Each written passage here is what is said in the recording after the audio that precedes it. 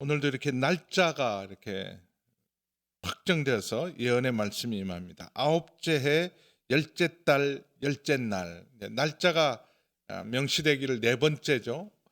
처음에는 5년째 되던 날. 그때 에스겔의 나이 30세. 이제 제사장으로 만약에 예루살렘에 있었으면 제사장으로 일을 시작할 그 나이. 그때 제일 먼저 4월 5일 날 하나님의 말씀이 임합니다. 그 다음에 1년 후에 6년째 또 6월 5일 날, 그리고 7년째 5월 10일 날, 그리고는 이제 9년째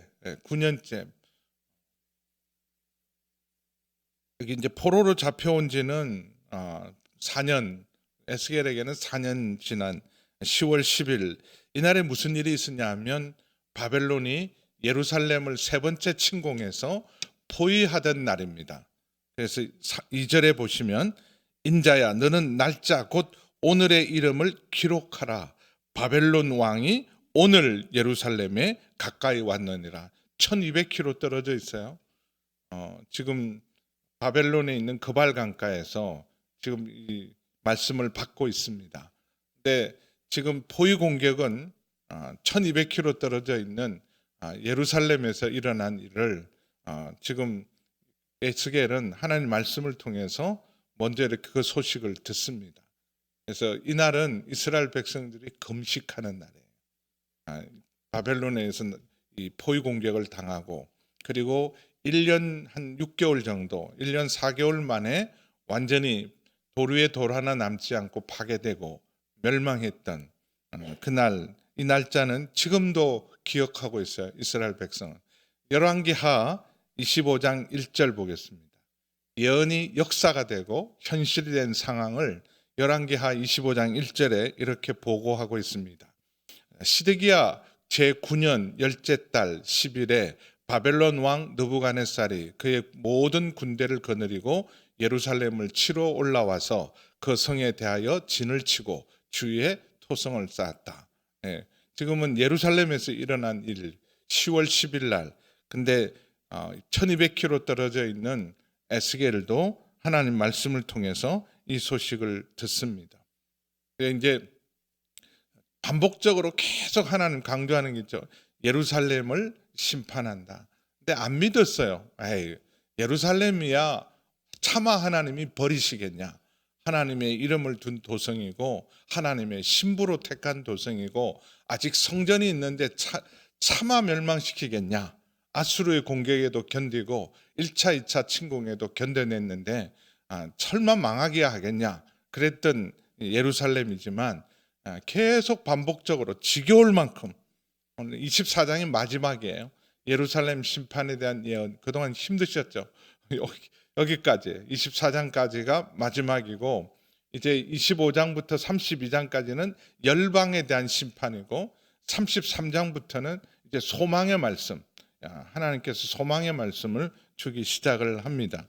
근데 이렇게 계속해서 하나님께서 귀에 못이 박히도록 이렇게 생생하게 말로뿐만 아니라 에스겔은 행동으로, 아주 또 기이한 행동으로 사람들이 봐도 절대로 잊어버릴 수 없는 에스겔이 이 퍼포먼스를 해요. 예언할 때 말로 한 게 아니라 행동으로 이 메시지를 전했는데, 한번 보면 절대로 잊어버리지 않도록 막 눕는 모습들, 그리고 이사가는 모습들, 이런 많은 모습들을 통해서 잊어버리지 않도록 그렇게 예언을 했는데도 무려 5년째부터 시작해서 9년까지 거의 5년 동안 계속해서 경고해도 회개하지 않습니다.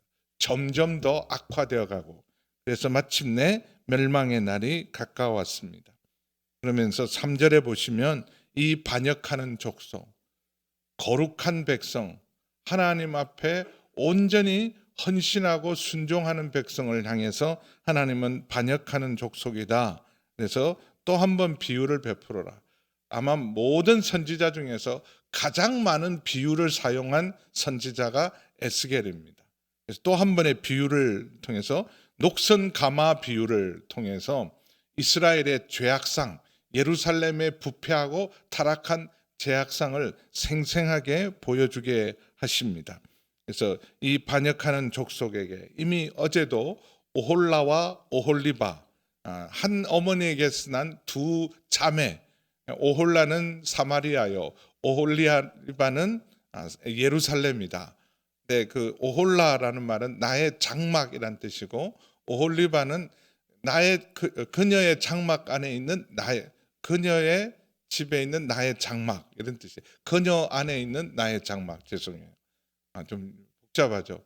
원래 이렇게 하나님의 집이 돼야 되는, 하나님의 장막이 돼야 되는데 음녀의 장막이 되어 있는, 그래서 가장 거룩해야 될 하나님의 백성이 온갖 우상을 다 섬기면서 영적인 간음했던, 그래서 그 자기 장막에 온갖 엄난한 일을 벌리는 음녀의 장막으로 변화된 수치스러운 말씀이죠. 나의 신부다, 뷸라라. 나중에 하나님께서 너는 헵시바라, 너는 뷸라라, 너는 나의 신부, 나의 어여쁜 자다, 이렇게 말씀하신 하나님께서 오홀라, 오홀리바는 아주 음녀의 장막처럼 더럽혀진 모습으로 심판을 비유를 하고, 이번엔 녹슨 가마로 이 반역하는 족속에게 비유를 베풀어서 가마를 하나 글라. 이 가마에 대한 비유, 이미 11장 3절에 그 이스라엘 사람들이 우리는 가마솥 안에 있는 좋은 고기다, 극상품의 고기라 보호받는다, 가마솥 안에 있는 한은 우리는 보호받는다 그랬지만, 그 비유 11장에 있는 그 가마에 대한 걸 통해서 너희가 가마를 자랑하느냐, 근데 그 가마 속에 있으면 다 사실은 심판받는다, 하나님의 철저한 심판 아래 있는 거와 보호받는 것이 아니라 너희가 심판을 받을 건데, 그 가마는 깨끗한 가마가 아니라 녹슨 가마다, 더럽혀진 가마다, 부패한 가마다라는 것을 비유로 말씀해 주고 있습니다. 그래서 그 가마솥에다가 양떼 중에 한 마리, 좋은 양떼 중에 한 마리 중에서 각을 뜨고 넓적다리와 어깨 고기의 모든 좋은 덩이를, 아주 좋은 부위만 가운데서 모아 넣고 고른 뼈도 잘 고르게 해서 담아서 그리고 잘 삶아라. 밑에 가마솥 밑에 나무를 쌓아서 잘 삶 때 뼈가 무르도록 푹 구우는 거죠. 곰탕 만들 때 아주 뼈곰탕 만들 때 뼈가 무르도록 구운다. 그러면 어마어마하게 구우는 거예요. 그 정도 구우는데, 여기 좋은 거는 뭐냐? 권력을 가진 자들, 스스로 부요한 자들, 스스로 높아진 자들을 의미합니다. 그래서 우리는 안전하다라고 생각한 너희들은 거기서 푹 삼긴다, 심판이에요. 그래서 왜 하나님께서 이 가마솥에 있는 이런 좋은 부위들을 왜 하나님께서 심판하시느냐? 6절 같이 읽습니다. 6절 시작. 그러므로 주 여호와께서 이같이 말씀하셨느니라. 피를 흘린 성읍, 녹슨 가마, 곧 그 속에 녹을 없이 하지 아니한 가마여, 화 있을진저 제비 뽑을 것도 없이 그 덩이를 하나하나 꺼낼지어다. 제일 큰 대표적인 죄가 뭐냐? 피 흘린 성읍이다.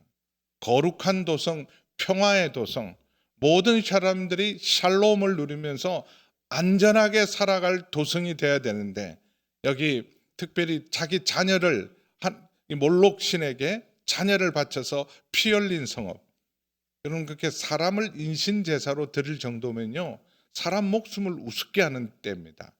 그래서 권력을 가진 사람들이 착취할 때 무자비한 살육도 감행, 무지한 자의 피 흘림도 감행했던, 그래서 이 피 흘린 성읍, 생명 존중, 인간 존중이 없는, 하나님께서 하나님 백성들을 부르실 때 너희는 내 백성이다, 내 거룩한 자다, 나의 소유된 백성이다. 그래서 형제 자매로 서로를 보호하고 고아와 가부까지도 잘 돌보라고 말씀하셨는데, 여기 4절 5절에 있는 좋은 여기 덩이들, 이거는 극상품의 좋은 고기들은 스스로 자기는 귀족이고 가진 자고 높은 자고 지체 높은 자라고 자랑하는 자들이 권력을 가지고 착취하고 학대해서 피 흘린 성읍입니다. 그래서 녹슨 가마, 금방 알아들어요. 녹은 죄를 상징합니다. 부패와 오염을 상징해요. 그래서 녹슨 가마에다가 누가 음식을 끓입니까? 적어도 녹을 제거하고야 음식을 하잖아요. 옛날에 우리 녹그릇 보면 그렇게 막 녹그릇 닦을 때, 요새는 녹그릇 잘 안 쓰잖아요. 녹그릇 닦을 때 보면, 세제도 그때는 없을 때 저희 어머니 이렇게 보면 막 그 잿물에다가 막 뭐죠? 지푸라기 이걸 해고 막 문지르는 거, 그 어릴 때 본 적이 있거든요. 그렇게 해야 음식을 제대로 담고, 저희 집은 장손 집안이고요. 제가 고등학교 예수님을 믿을 때까지 다 제사를 지냈어요. 제가 27대 종손이기 때문에 그 녹그릇으로 제사 드리고 그 닦는 모습들을 늘 봤거든요. 그래서 제사 한번 드리고 나면 또 이렇게 약간 이렇게 더럽혀지면 또 닦고 해서 또 제사 드리고, 그런 모습 때문에 녹슨 그릇에다가 음식을 절대로 담을 수 없어요. 근데 여기 녹슨 가마, 그 녹을 없이 하지 아닌 가마요. 죄를 지었으면, 더럽혀졌으면 더러운 줄을 알고 씻어내야 돼요. 녹을 제거해야 되는데 녹을 제거하지 않은 더러운 가마라. 그래서 그 안에 있는 모든 것들이 다, 아무리 좋은 것을 그 안에서 삶아도 모든 것이 다 이미 더러워졌어요. 화 있을진저 제비 뽑을 것도 없이 그 덩이를 하나하나 끄집어내라. 뭘 하나라도 건져낼 게 없어요. 빠짐없이, 예외 없이 모두가 다 더럽혀졌어요. 부패해졌기 때문에 다 심판받을 수밖에 없습니다. 피 흘린 성읍이기 때문에 그 피의 증거, 7절에서 9절 보면 피 흘린 성읍에 대한 그 피를, 그 짐승을 잡고 난 피, 저도 양 잡는 모습을 봤는데요. 이렇게 양의 모습을, 목을 이렇게 이스라엘 방식으로 제사를 드릴 때 양이나 염소의 목을 이렇게 딱 숨통을 끊어요. 소리도 안 납니다. 빽 소리도 안 나요. 비명도 없이 그냥, 어떻게 생각하면 죽는 줄도 모르고 죽어요. 딱 벽이 끊어지고, 그 다음에 피를 다 쏟거든요. 피를 딱 쏟는데 깜짝 놀랐어요. 양동이에 이렇게 피를 봤는데 거의 한 1, 2분 지나니까 피가 굳어요. 핏덩어리가 그대로 굳더라고요. 그냥 액체로 있는 게 아니라 피가 받자마자 가만 두니까 그냥 선지처럼 피가 이렇게 굳어져요. 그래서 그 피가 그 가운데 있으며 피를 땅에 쏟아 티끌이 덮이지 않고 맨바위 위에 두었다. 보통 이제 피가 흘려지면 흙으로 이렇게 덮고 흙으로 지웁니다. 그래서 피 흘린 흔적은, 땅바닥에 떨어진 거는 흙으로 막 지워서 그 피의 흔적을 없애고 감추는데, 하나님께서 이 흙으로, 티끌이라는 건 흙이죠. 흙으로 덮이지 않게 하라. 그 피 흘린 죄를 감추지 못하도록, 덮지 못하도록, 흙으로 덮지 못하도록 맨바위 위에 달아 죄를 그대로 드러내게. 또 사실은 아무리 감추어도요, 그 피 흘린 죄는 하나님께서 그 피가 호소한다. 가인아 가인아 내 아우 아벨이 어디 있느냐. 이미 하나님 알고 계셨어요. 가인이 아벨을 돌로 쳐 죽인 거. 그리고 숨기고 감추었어요. 그냥 안매장을 했죠. 그럼에도 불구하고 하나님이 이럽니다. 내가 내 아우를 지키는 자입니까? 가인이 그랬더니 내 아우의 피가 내게 호소를 한다. 그 피가 내게 호소를 한다. 땅에 흘린 피, 무죄한 자의 피, 억울한 자의 피가 지금도 내게 부르짖는다. 그래서 예수님도 아벨의 피로부터 스가랴의 피까지 그 피가 하나님의 제단을 향하여 피가 호소한다. 그 피에 대해서 회개하고 그 죗값을 치르지 않으면 그 피의 모든 억울한 죗값이 하나님 앞에 다 하소연해서, 그래서 너희가 얼마나 큰 피를 흘렸는지에 대해서 생생하게 보게 하는 거죠. 바위 덩이 위에 두어서 덮이지 아니하게 하면 분노를 나타내어 보응하게 하려 함이라. 죄악을 온전히 드러내서 숨길 수 없고 감출 수 없는 죄를 드러냅니다. 그러므로 9절 우리 같이 한번 읽어봅니다. 시작. 그러므로 주 여호와께서 이같이 말씀하셨느니라. 화 있을진저 피를 흘린 성읍이요 내가 또 나무 무더기를 크게 하리라. 이미 지금 푹 뼈가 녹도록 고한 그 상태에서 더 많은 나무 더미를, 그래서 그 안에 있는 것들, 그나마 가마솥 안에 있으니까 그 푹 고있을지언정 그래도 있지만 하나님께서 나무 더미를 더 크게 하라. 이제 마지막 징계죠. 3차 바벨론 침공에 의해서 여기 10절에 보면 나무를 많이 쌓고 불을 피워서 삶은 고기를 삶아 녹이고 국물은 졸이고 그 뼈는 태우고 녹이고 졸이고 태워서 남아 나는 것이 아무것도 없도록 철저하게 심판하는 모습입니다. 그래서 가마가 다 빈 후에 다 녹이고 졸이고 태우고 가마가 그 안에 있는 모든 재물들이 다 태우고 난 다음에 숯불 위에 놓아 그 가마를 뜨겁게 만들어서 놋을 그 가마에 있는 놋을 철저히 제거해서 깨끗하게 할 것이다. 그 속에 더러운 것을 녹게 하며 녹이 소멸되게 하라.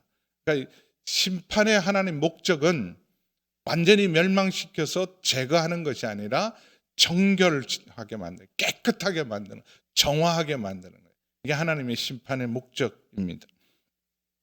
근데 그 전에 12절에 보면 이 성읍이 수고함으로 스스로 피곤하나 많은 녹이 그 속에서 벗겨지지 아니했다. 이런 개혁 운동, 하나님, 우리가 하나님 앞에서 바꾸겠습니다. 변화되겠습니다. 그래서 남유다에는 북이스라엘이 망하고도 몇 차례 종교 개혁이 일어났습니다. 히스기야에 의해서, 요시야에 의해서. 그런데 그런 개혁의 한계죠. 히스기야가 죽고 나면 또 돌아가고 요시야가 죽고 나면 이전보다 더 나빠지고, 그래서 수고하고 스스로 피곤했지만 녹을 제거해 본 적이 없다. 불에서도 없어지지 아니했다. 그래서 하나님이 철저히 심판을 통해서 죄악을 완전히 제거하십니다. 13절에 보면 또 하나의 죄, 자, 피 흘린 죄와 함께 음란입니다. 그 더러운 것 중에 하나가 음란이 그 하나이니라. 그래서 우상 숭배하고, 여러분, 도덕과 윤리가 무너지고 하나님을 잊어버리면 그 대표적인 그 사회 모습은 다 음란에 빠지게 돼 있어요. 우상 숭배와 음란은 같이 따라옵니다. 그리고 무자비해지고 욕심으로 살고 이웃의 것을 착취하고 무자비하고 그리고 음란한 세상이 됩니다. 그래서 그 음란이 그 하나라. 내가 너를 깨끗하게 하나 내가 깨끗하여지지 아니하니. 여러 차례 기회를 줬어요.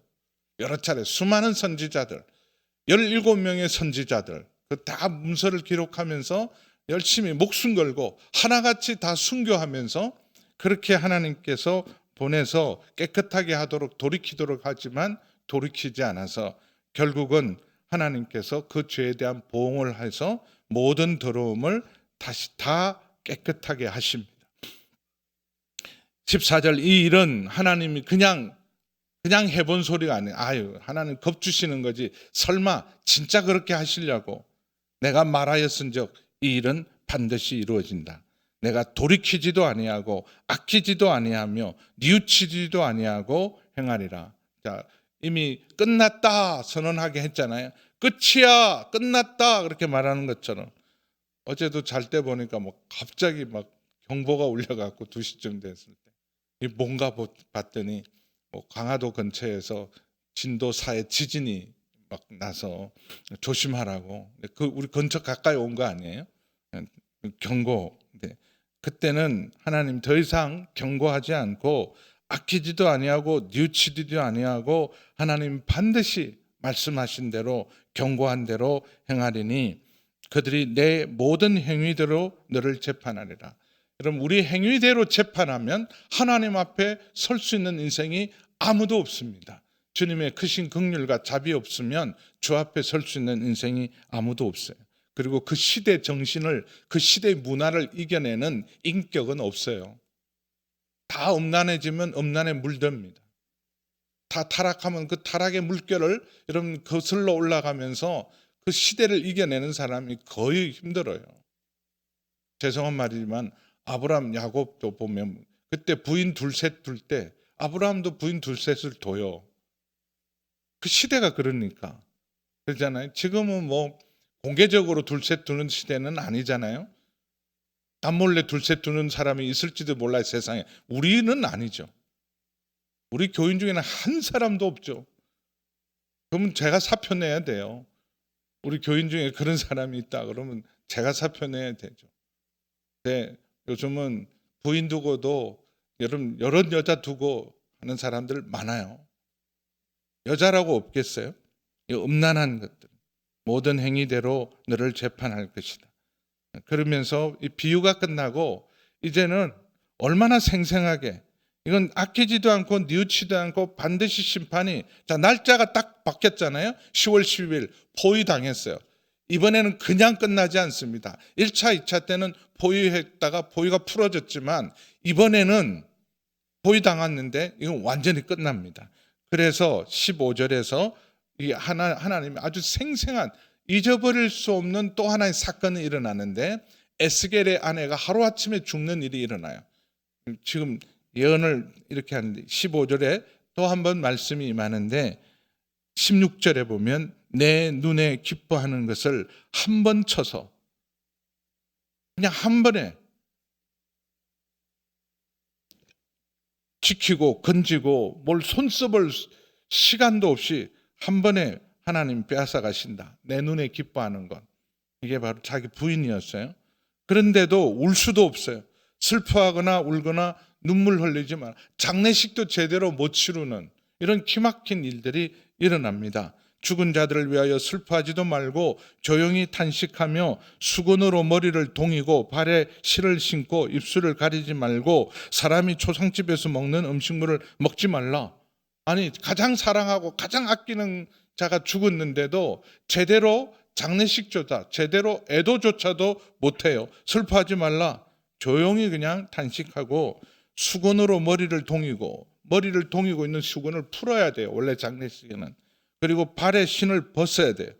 입술을 가리면서, 애도할 때는 수건이나 이런 손으로 입술을 언제나 가립니다. 음식을 먹을 때조차도 가리고 먹어야 돼요. 장례식 때는.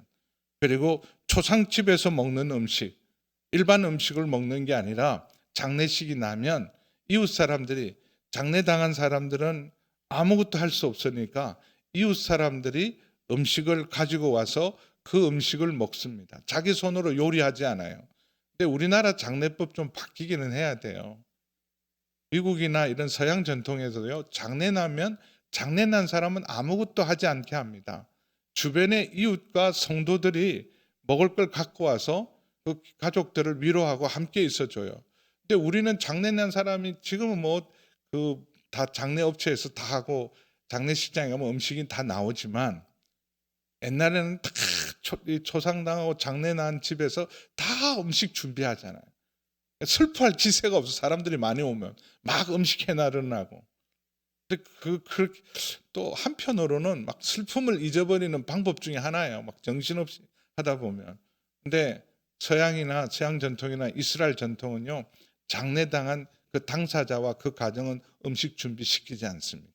이웃이 다 음식을 해줘요. 그리고 애도해 주는데 그 초상집 먹는 음식물도 못 먹게 해요. 분명히 가장 사랑하는 쪽, 그 어느 때보다 슬퍼하고 더 정중하게 장례를 치러야 되는데 아무것도 할 수 없게 하십니다. 그래서 정말 말씀대로 내가 아침에 백성에게 말하였는데 저녁에 아내가 죽었어요. 이런 기막힌 일이, 어마어마한 기막힌 일들이 일어나죠. 예레미야에게는 너 장가도 가지 말라 그러고, 호세아에게, 왜냐하면 지금은 그 임신한 여인, 그리고 아이를 가진 여인이 가장 불행할 때다. 전쟁이 나면. 그래서 지금 곧 임박한 멸망을 가르치기 위해서 예레미야에게는 결혼도 하지 말라 그랬어요. 호세아는 음란한 여인 고멜을 아내로 삼아라. 그러니까 선지자의 삶이 고단해요. 자기 부인, 사랑하는 부인이 돌아가셨는데 장례조차도 치르지 못하게 합니다. 근데 왜 아내를 데려갔냐? 이사야 57장 보면 하나님이 심판의 날 의인들을 먼저 데려갔어요. 침상에서 조용히, 멸망과 가장 험한 일을 당할 때요, 야, 차라리 2년 전에 죽은 거위가 부럽다. 이 꼴을 보려고, 이 일을 당하려고 우리가 눈 뜨고 이런 일을 봐야 되나? 차라리 이거 안 보고 돌아가신 분이 복되구나. 이사야 57장에도 그렇게 말합니다. 하나님이 의인을 먼저 데려간다. 그래서 이런 험한 꼴, 그리고 어마어마한 재앙을 겪지 않도록 의인을 먼저 취하며, 사람들은 먼저 죽었다고 아이고 안 됐다 그러지만 사실은 재앙의 날, 악한 날에는 살아남은 자가 더 안 된 거예요. 그래서 저녁에 아내가 죽었으므로 하나님 말씀, 이거 순종하기 어렵잖아요. 근데 에스겔이 순종해요. 장례도 제대로 치르지 못하고 마땅히 이런 사랑하는 자가 죽었으면 해야 될 모든 절차를 다 생략합니다. 근데 그러니까 백성들이 이상하잖아요. 아니 부인이 죽었는데도 장례조차도 치르지도 않고 애도하는 시간도 갖지지 않고, 그러니까 물어봐요.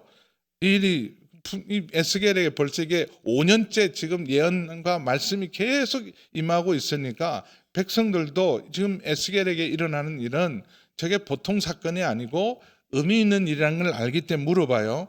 지금 당신 부인이 갑자기 죽은 일하고 이거 우리하고 무슨 상관이 있냐 그랬더니 이렇게 대답하라고 말씀하세요. 21절에 보면 이제 너희에게도 이런 일이 곧 닥친다. 한 개인이 아니라 국가 전체가, 예루살렘 전체가 애도할 날, 모든 사랑하는 자를 다 잃어버리고 빼앗기고 죽음을 당하는 재앙과 심판의 날이 곧 닥친다. 이미 포위가 됐잖아요. 10월 10일 날. 이미 이때부터 죽음은 시작된 거예요. 그래서 내 성소는 예루살렘을 말합니다.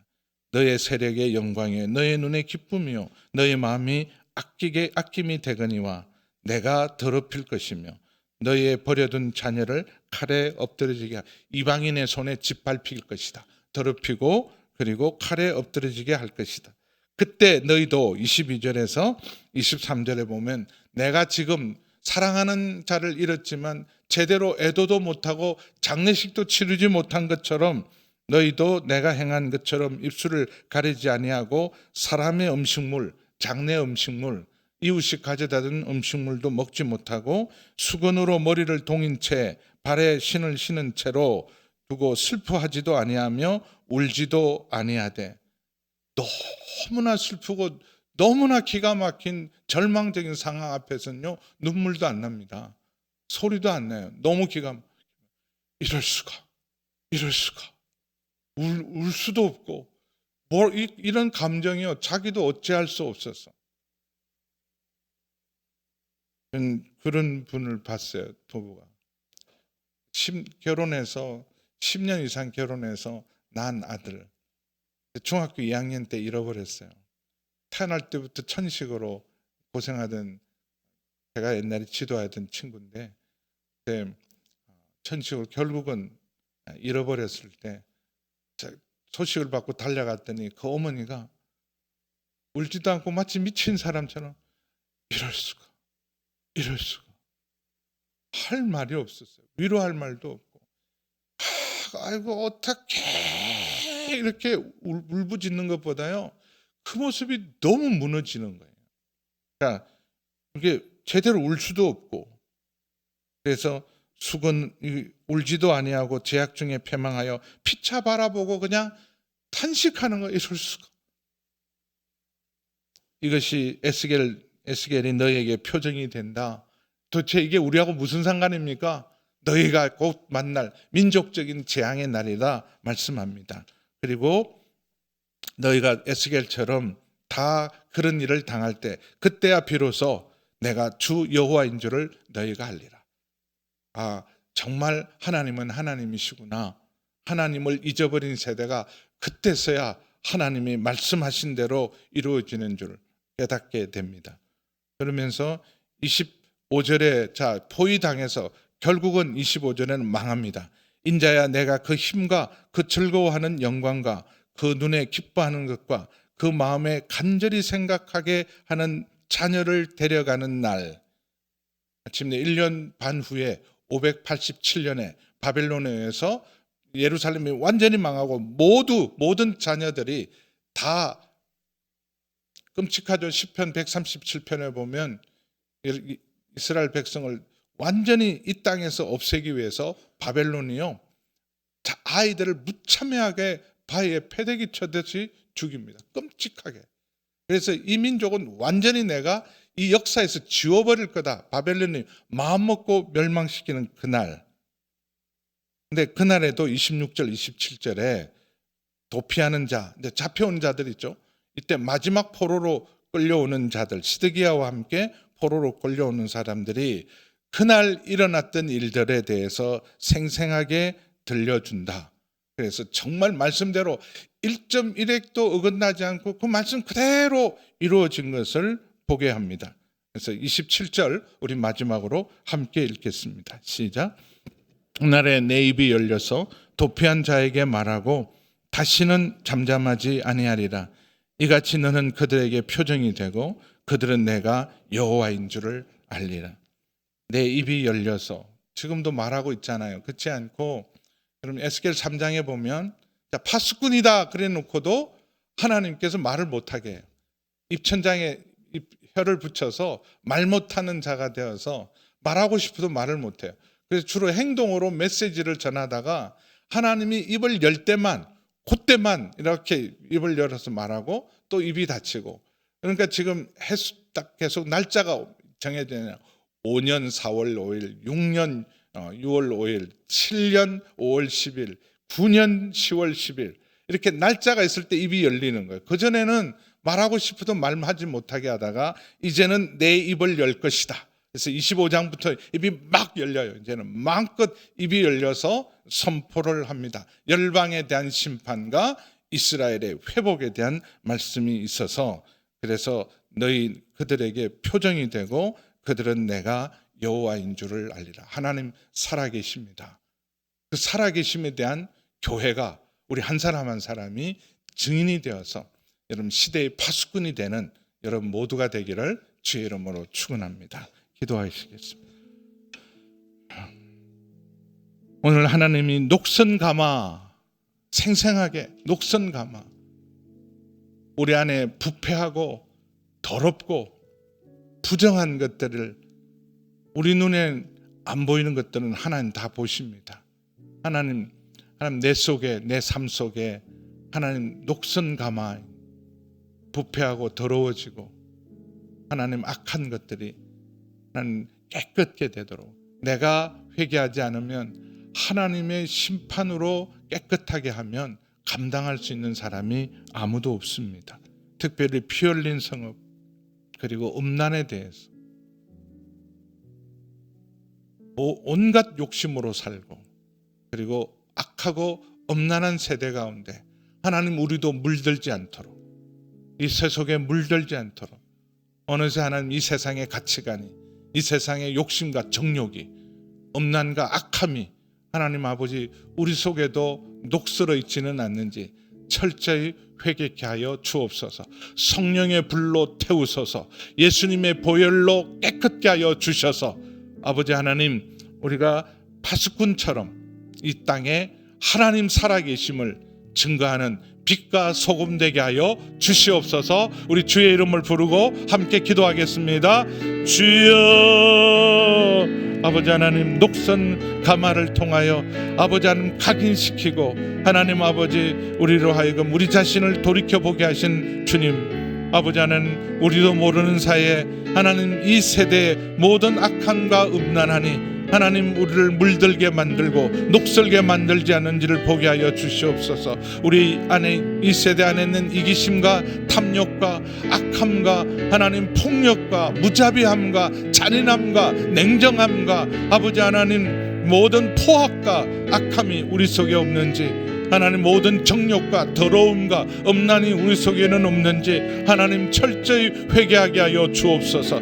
아버지 하나님 주님의 보혈의 능력으로 정결하게 하시고 성령의 불로 태우소서. 성령의 불로 태우소서. 아버지 하나님 그래서 정결하게 하시고 거룩하게 하시고 파수꾼이 되게 하여 주시고 빛과 소금으로 이 세상을 밝히고 하나님 살아계심을 하나님 증거하는 우리의 삶이 되게 하시고 우리 교회 되게 하여 주시옵소서.